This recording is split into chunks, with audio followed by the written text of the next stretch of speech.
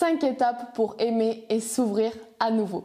Bonjour à toutes, je suis Mélodie S, coach en relations amoureuses homme-femme, coach en séduction, experte en développement personnel.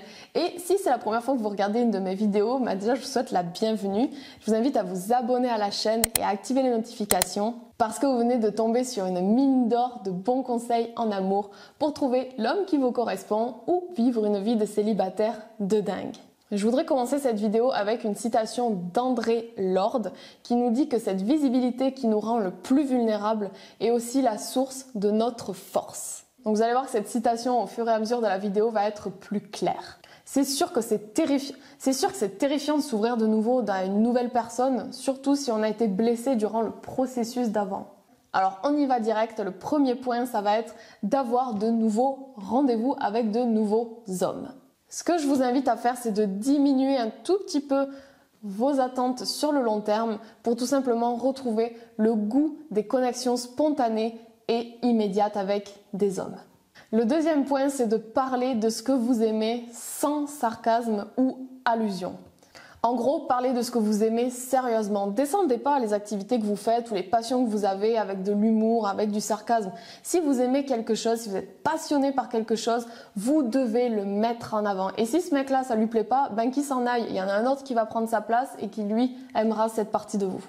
Par exemple, si vous, votre passion, c'est dès que vous avez du temps libre, vous allez peindre des petites figurines ou alors faire du coloriage qui vous détend, grand bien vous en fasse, parlez-en avec passion justement, soyez fiers de votre passion et ne vous rabaissez jamais. Le troisième point, c'est que si vous aimez quelque chose chez un homme, dites-le lui de façon sérieuse. Par exemple, ça aura beaucoup plus d'impact si vous dites à votre homme « Waouh, ce soir t'es super beau, tu t'es grave bien habillé, j'adore la coiffure que t'as faite, tu sens super bon », plutôt que « Ah tiens, dis donc, t'as fait un effort toi ».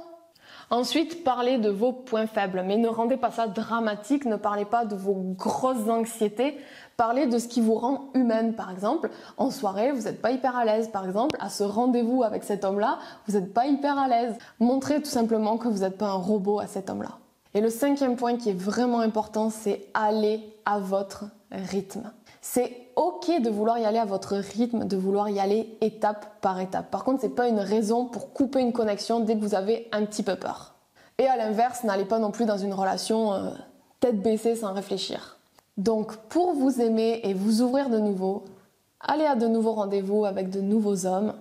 Parlez de ce que vous aimez sans sarcasme ni allusion. Dès qu'il y a quelque chose que vous aimez chez un homme, dites-le lui de façon sérieuse. Parlez de vos points faibles et allez-y à votre rythme. Je vous remercie d'avoir regardé cette vidéo. Si elle vous a plu, mettez un like, commentez-la, partagez-la.